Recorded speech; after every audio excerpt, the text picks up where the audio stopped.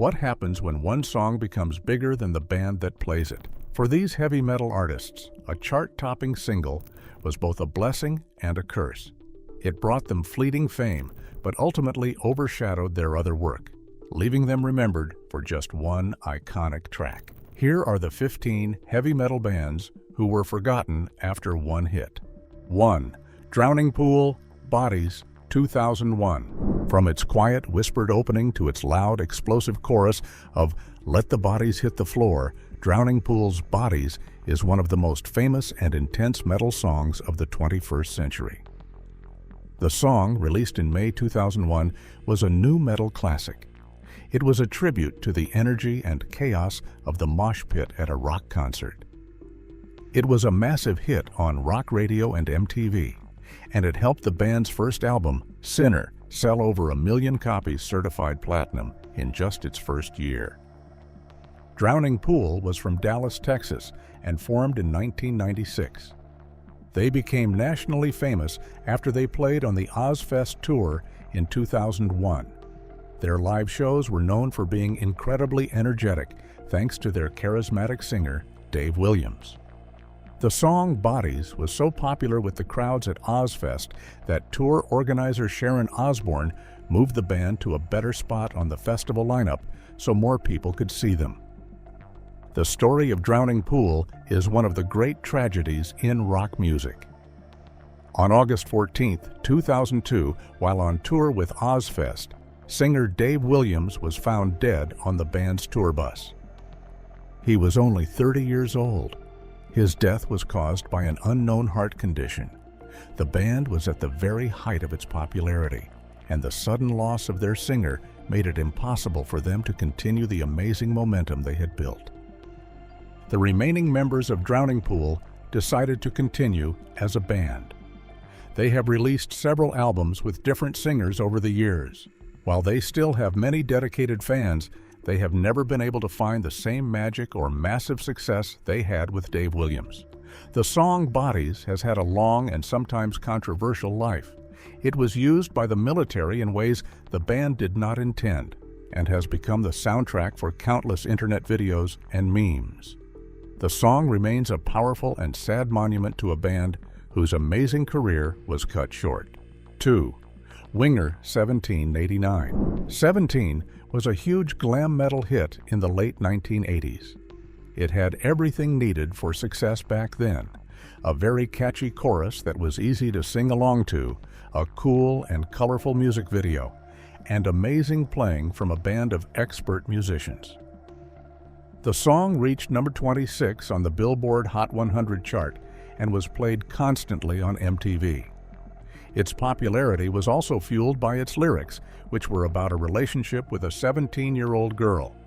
The words, "Daddy says she's too young, but she's old enough for me," caused a lot of discussion. Winger was made up of musicians who already had impressive careers. This is sometimes called a supergroup. Kip Winger, bass and vocals, and Paul Taylor, keyboards, had both played in Alice Cooper's band. Guitarist Reb Beach was a popular musician for recording sessions, and drummer Rod Morgenstein came from a respected band called the Dixie Dregs. You could hear their incredible skill on their first album, which sold over 1 million copies certified platinum. This high level of talent made them stand out from other bands. Winger's polished look and the controversial lyrics of 17 made them a target when the music scene changed. The grunge movement of the 1990s was against the flashy style of 80s rock, and Winger became a symbol of everything grunge wanted to replace. The band was famously made fun of by Lars Ulrich of Metallica in a music video and on the MTV cartoon Beavis and Butt-Head, where a nerdy character named Stuart always wore a Winger t-shirt. This made it very hard for the band to be seen as cool in the 90s. Their third album, Pull, 1993, had a more serious and mature sound, but it was almost completely ignored. Even though they were mocked, Winger has continued on. The band has gotten back together to tour, and today, many critics and other musicians respect their musical talent. Kip Winger has also become a successful classical music composer and was even nominated for a Grammy Award. His work shows the musical depth that was often missed during the band's peak fame. Winger's story shows how public opinion can change everything for a band. 3. Slaughter, Fly to the Angels, 1990. Slaughter's first hit was the party anthem, Up All Night, but it was their power ballad, Fly to the Angels, that truly made them stars. Released in 1990, the song reached number 19 on the Billboard Hot 100. It was a perfect example of a power ballad, starting with a beautiful acoustic guitar part and building to a huge emotional chorus.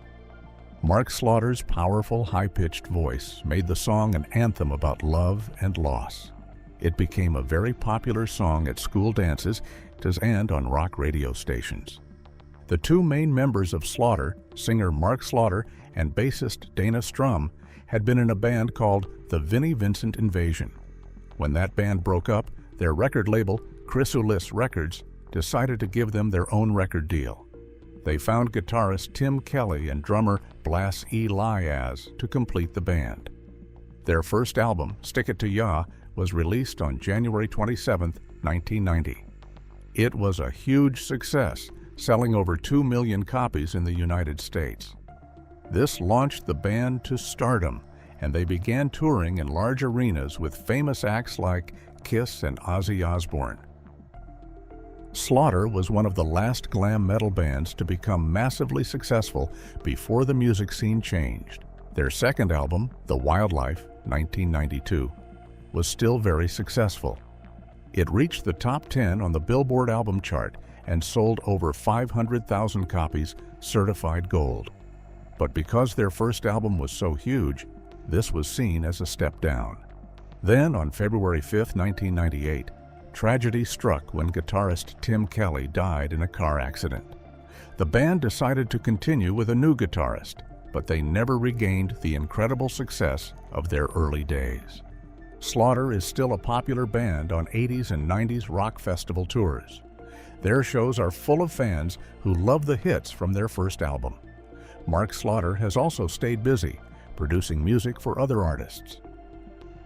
Their story is a perfect example of a band that reached the top of their genre right before that style of music went out of fashion. They had a short but very bright time at the top. 4. Nelson, Can't Live Without Your Love and Affection, 1990. In 1990, twin brothers Matthew and Gunnar Nelson did something amazing in music history. Their first single, Can't Live Without Your Love and Affection, went to number 1 on the Billboard Hot 100 chart. This made the Nelson family the only family in history to have 3 generations of number 1 hitmakers. Their grandfather, Ozzie Nelson, had number 1 hits with his orchestra, and their father, Ricky Nelson, was a famous rock and roll star with number 1 hits of his own. The song was a perfect piece of pop metal full of catchy melodies and great harmonies. As the sons of a rock legend, Matthew and Gunnar worked for years to get a record deal. Many labels turned them down before they were finally signed by Geffen Records. Their first album, After the Rain, released on June 26, 1990, was a massive hit. It sold over 2 million copies in the U.S. and had 4 songs in the top 40. The brothers were also famous for their unique look. With their long blonde hair, they were instantly recognizable on MTV and in teen magazines. The same look that made Nelson famous also caused some problems. Their clean, pop-friendly style was seen by some hard rock fans as not being tough enough. When the darker grunge music scene arrived, Nelson's bright and happy sound seemed out of place. The band recorded a heavier second album called Imaginator, but their record label thought it was too different from their hit sound and refused to release it. They finally released another album, Because They Can, in 1995. This was 5 years after their first album, and by then, the music world had changed completely. The album didn't sell well, and the band was dropped by their label. Even though their time as superstars was short, Matthew and Gunnar Nelson have never stopped making music. They have continued to release their own albums and tour. They also perform a special show called Ricky Nelson Remembered to honor their father's music. They have found a way to celebrate their family's history while still making their own music, far away from the pressure of the pop chart. 5. Bad English, When I See You Smile, 1989. When I See You Smile was a giant power ballad. The song was written by Diane Warren, who has written many famous hits for other artists. It was a powerful song about love that went straight to #1 on the Billboard Hot 100 in November 1989. With the emotional singing of John Waite and the amazing guitar playing of Neil Schon, the song was played everywhere on the radio and MTV. It became one of the most famous ballads of the entire decade. Bad English was a supergroup formed by members of two other very successful bands. The guitarist, Neil Schon, and keyboardist, Jonathan Cain, were from the band Journey. The singer, John Waite, had been the frontman of the Babies. The band also included bassist Ricky Phillips, also from the Babies, and drummer Dean Castronovo. With so much talent, people expected great things. Their first self-titled album, released on June 26, 1989, did not disappoint. It sold over 1 million copies in the U.S., thanks to their #1 hit. The band's success did not last long. The members started to disagree with each other while making their second album, Backlash, in 1991. Owen Waite and Jonathan Cain reportedly had creative differences. Some members wanted to play a harder rock style, while John Waite felt the band's music was becoming too polished and corporate. The second album didn't have a big hit, and the band broke up in 1992. The group of talented musicians who came together to make a hit couldn't stay together. The members of Bad English all went on to do other great things. Neil Schon, Jonathan Cain, and Dean Castronovo all eventually rejoined Journey. Ricky Phillips became the bassist for the band Styx, and John Waite continued his successful solo career.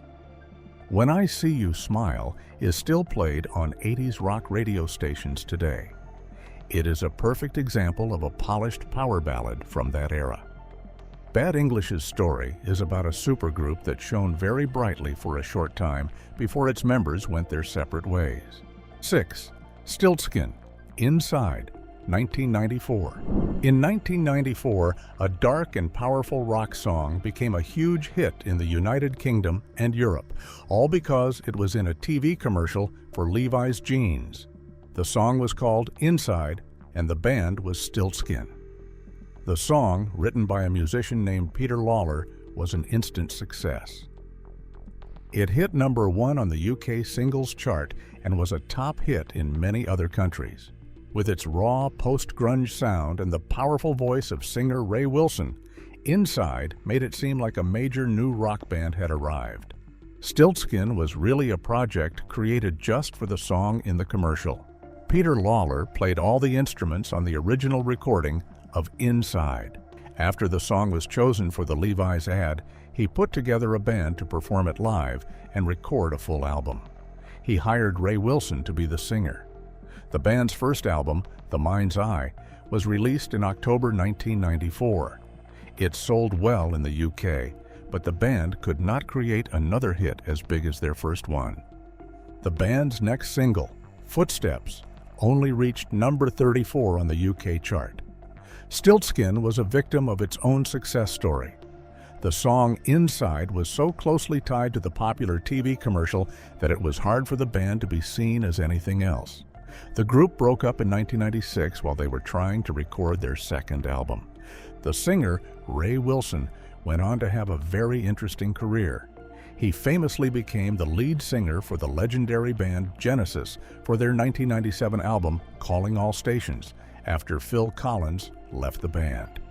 He later started his own solo career. He has also reformed Stiltskin with new members and continues to tour and record music. Inside is still a memorable song from the mid-90s. It is a great example of how a song made for a commercial can become a huge hit and launch a band to brief but unforgettable stardom. 7. Ram Jam, Black Betty, 1977. Ram Jam's Black Betty has one of the most famous and catchy guitar riffs in rock music.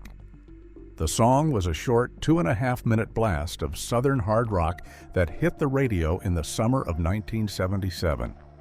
The song was a huge hit all over the world. In the United States, it climbed to number 18 on the Billboard Hot 100 chart. It has been a classic rock radio favorite ever since. The history of Black Betty is interesting. The song is actually a rock version of an old African-American work song from the early 20th century. The most famous early version was recorded by the folk and blues artist Lead Belly. The rock version was created by a guitarist named Bill Bartlett with his first band, Starstruck. When that version became a hit in his local area, two producers, Jerry Kousenitz and Jeffrey Katz, formed a new band around Bartlett. They called the band Ram Jam and re-released the song, which then became a national hit. Ram Jam was, in a way, a band created just for one song. Their first album did not have any other hits, and their second album, Portrait of the Artist as a Young Ram, was mostly ignored. The song Black Betty also caused some controversy. Some civil rights groups felt the lyrics were disrespectful and called for people to boycott the song. The band could not escape the shadow of their one huge, controversial hit and broke up in 1978 after being together for only about a year. Black Betty has lived on for decades. It has been covered by many other artists and used in many movies and TV shows. The members of Ram Jam mostly faded from view. Bassist David Goldflies later played with the Allman Brothers Band, and singer Mike Scavone toured with the Yardbirds. Bassist Howie Blofeld passed away in 1993. Ram Jam's story shows what can happen when a band's identity is completely tied to a cover song, making it hard to build a career with their own music. 8. Frigid Pink, House of the Rising Sun, 1970. In early 1970, a heavy, psychedelic version of the old folk song, House of the Rising Sun, became a huge hit. The band was Frigid Pink from Detroit, and their version turned the sad folk song into an early metal anthem with loud, fuzzy guitars. The song was a hit all over the world. It reached number 7 on the Billboard Hot 100 in the U.S. and was the first hit song to come from a Detroit rock group. Frigid Pink came from the exciting Detroit rock scene of the late 1960s, which also included famous bands like the MC5 and the Stooges. The band members were singer Tom Bowdre, guitarist Gary Ray Thompson, bassist Tom Harris, and drummer Richard Stevers. They were a popular live band and even opened for a young Led Zeppelin in Detroit. The story goes that they recorded their version of House of the Rising Sun just to fill up extra time at the end of a recording session. They had no idea it would become the song that defined their career. The band's first album, released in 1970, made it into the top 20 on the Billboard album chart. But they could not produce another hit song. The singles they released after their famous cover did not come close to the same level of success. The band went through changes in its members, and after a couple more albums, their popularity faded away. They could not escape the huge shadow of their one massive hit. Frigid Pink's version of House of the Rising Sun is still a classic rock radio favorite. It is seen as an important song in the development of hard rock and heavy metal. The band itself, however, is not as well known. After many years away, drummer Richard Stevers reformed the band in the 2000s, and they have since released new music. Frigid Pink's story is an early example of how a cover song can be both a good and a bad thing. It can make a band famous for a moment, but also make it impossible for them to be known for their own songs. 9. Prong, Snap Your Fingers, Snap Your Neck, 1994. Prong never had a hit song on the mainstream Billboard Hot 100 chart, but their 1994 song, Snap Your Fingers, Snap Your Neck, is a true anthem of 1990s metal. With its unique, choppy guitar riff, its industrial-style rhythm, and its aggressive, shouted chorus, the song was played all the time on MTV's metal show, Headbangers Ball. It is one of the most famous and loved metal songs of that decade. Prong was formed in New York City in 1986 by singer and guitarist Tommy Victor. The band came from the city's hardcore punk scene and mixed together thrash metal, industrial music, and groove metal to create their own unique sound. They released 2 albums on their own before being signed by a major label, Epic Records, in 1989. Their first 2 major label albums, Beg to Differ, 1990, and Prove You Wrong, 1991, were praised by critics and made them a respected band in the metal underground. The album with Snap Your Fingers, Snap Your Neck on it, Cleansing, 1994, was the band's most successful album, reaching number 126 on the Billboard 200 chart. But even though the song was famous and its video was played a lot, it did not lead to huge album sales or mainstream fame. The band's next album, Rude Awakening, 1996, did not sell as well, and Prong broke up in 1997. Tommy Victor got Prong back together in 2002 and has continued to tour and release albums for a loyal group of fans. The band's sound was a big influence on many of the groove metal and nu metal bands that came later. Snap Your Fingers, Snap Your Neck is still their most famous moment. The song is so powerful and so representative of a certain time in metal that it has overshadowed all the other great music the band has made. Prong is a good example of how a band can be very influential but still be a cultural one-hit wonder. 10. American Head Charge, Just So You Know, 2001. In 2001, when nu metal was at its peak, the band American Head Charge released the song Just So You Know. It was a great industrial metal song that mixed electronic sounds, super heavy guitars, and a powerful melodic chorus.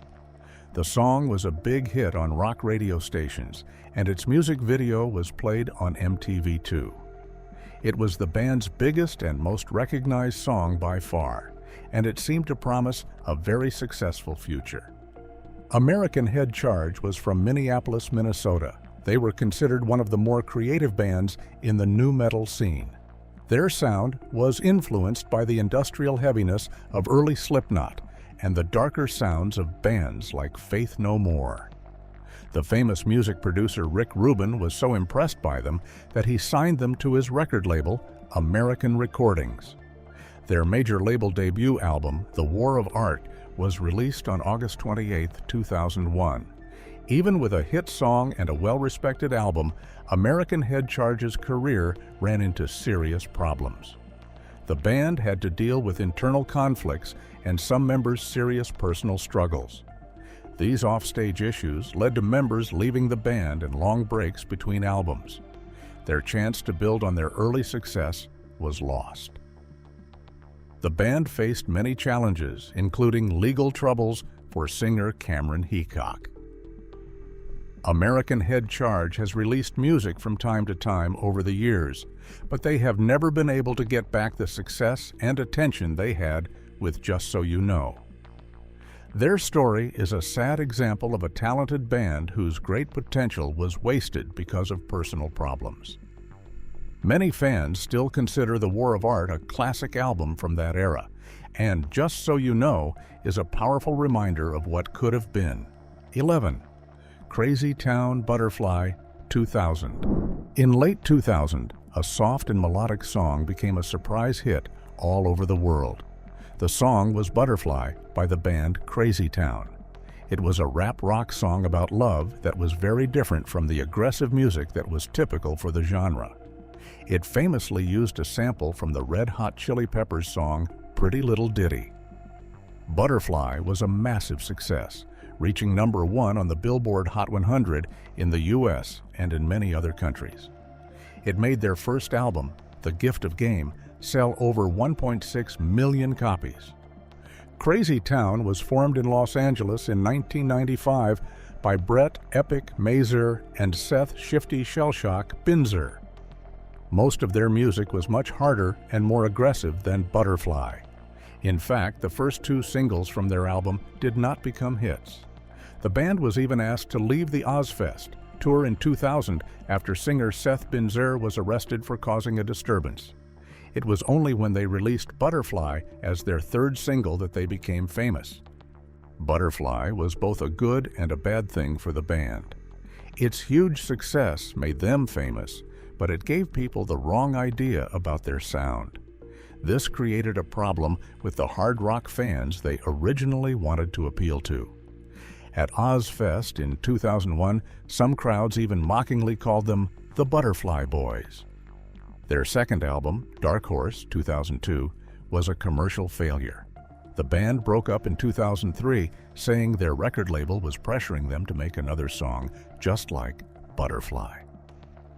The band got back together in 2007 and released another album in 2015, but they never came close to their early success.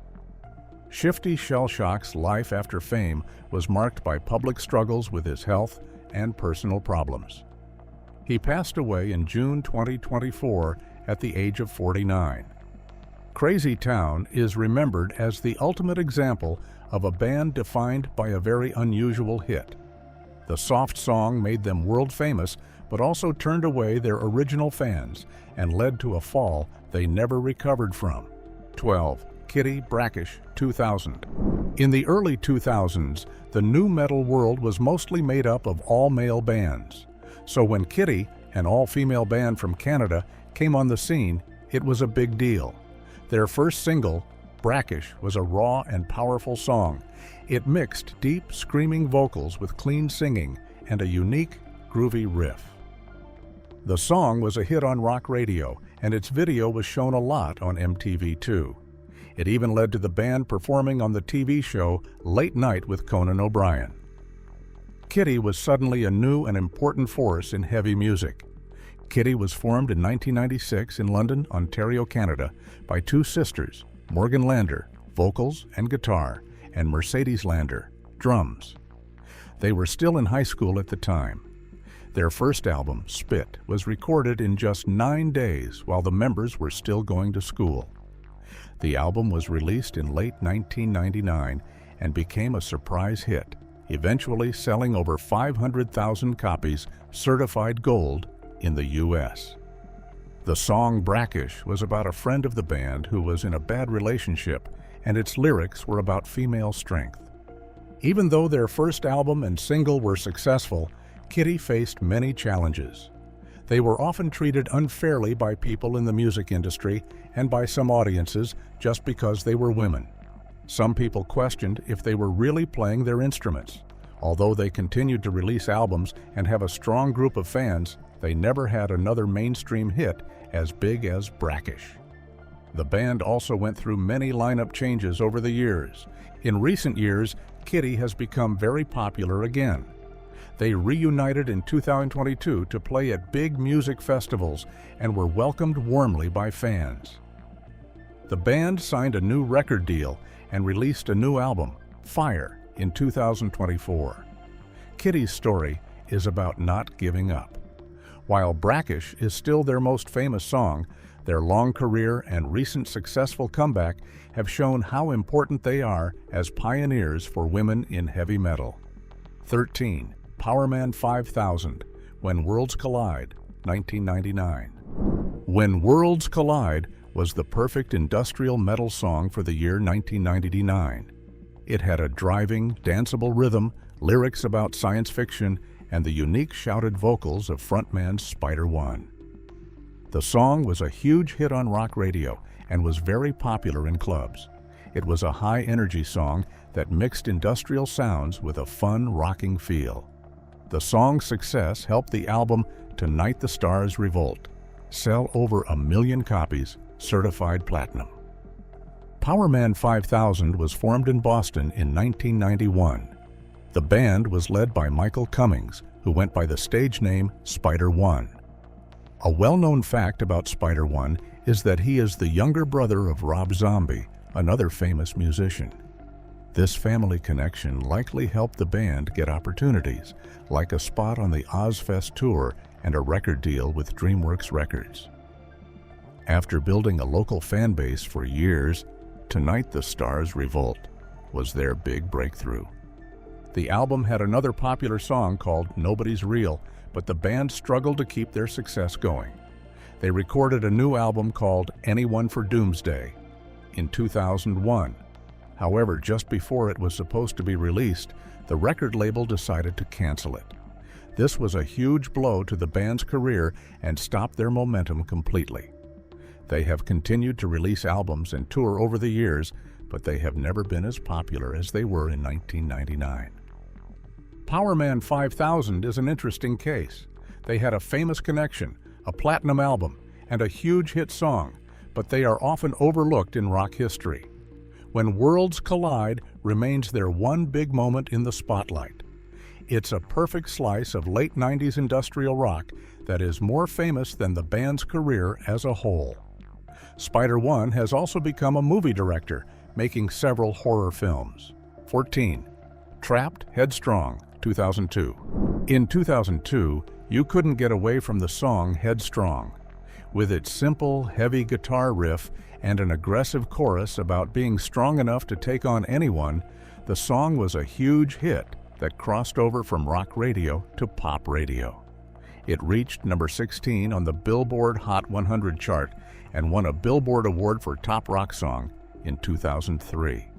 The song was played at so many sporting events that some people started calling this style of music sports metal. The success of Headstrong helped Trapped's first album sell over 1 million copies, certified platinum.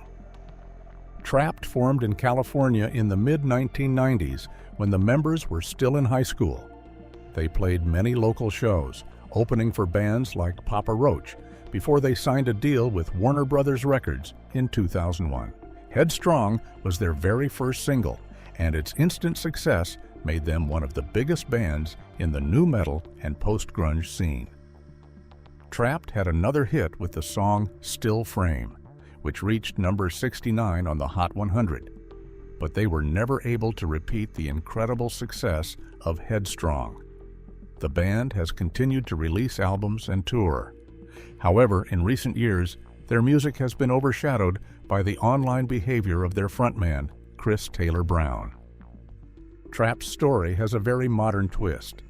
The band is now known not just for their biggest song, but for their singer's controversial use of social media.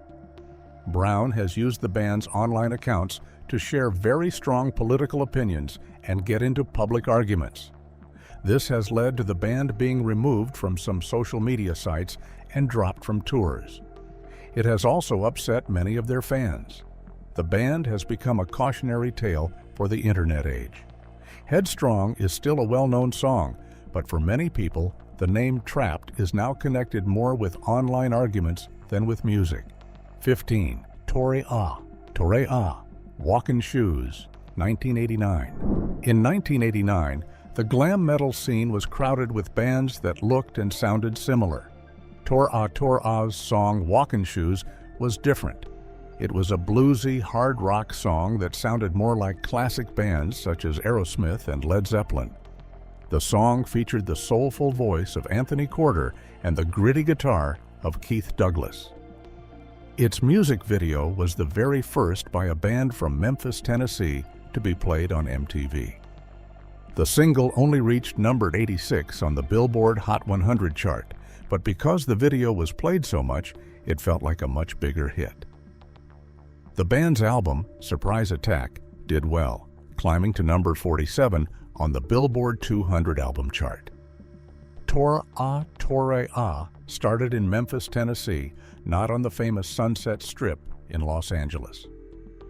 They got their start after winning a local Battle of the Bands, which gave them free time in a recording studio. They used this prize to make an EP called To Rock, To Roll.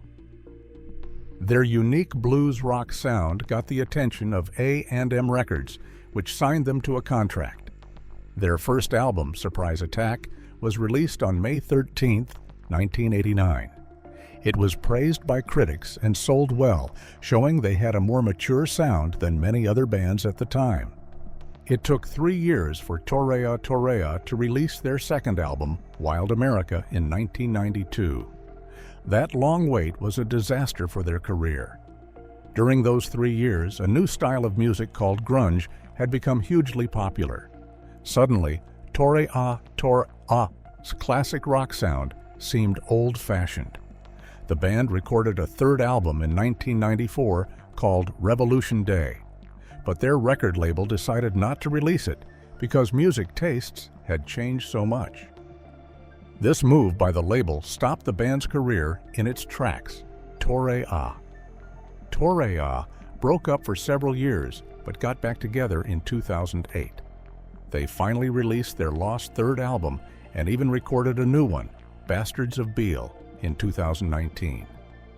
Today, they are remembered as a very talented band that was simply in the wrong place at the wrong time. Their story shows how bad timing can stop a great band from becoming bigger stars.